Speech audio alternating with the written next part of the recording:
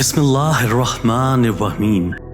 جان لیں کہ صرف محبتوں کے چکر ہی میں دل اداس اور بے چین نہیں ہوتے۔ اللہ کے حق میں کمی کرنے سے، نمازیں چھوڑنے سے، جھوٹ بولنے سے، قرآن کو نہ پڑھنے سے، خیانت کرنے سے، یہاں تک کہ زیادہ فحش مواد دیکھنے سے بھی دل کا سکون رخصت ہو جاتا ہے۔ ایک بے نام سی بے چینی رہتی ہے۔ اس بے چینی کی جڑ ہی اللہ سے دوری، اللہ کو یاد نہ رکھنا ہے۔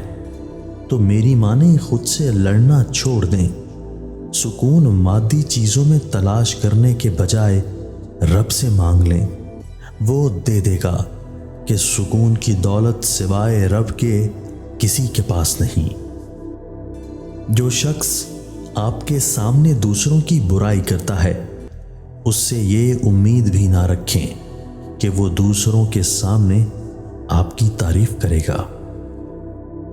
ہم سب بہت خامیوں والے انسان ہیں، غلطیاں گناہ سب کرتے ہیں، سب ایک ہی جیسے ہیں، کچھ خوبیوں میں اچھے، کچھ خامیوں میں برے، لیکن سب سے بہتر شاید وہ ہوتا ہے جو درگزر کرنے کا حوصلہ رکھتا ہو۔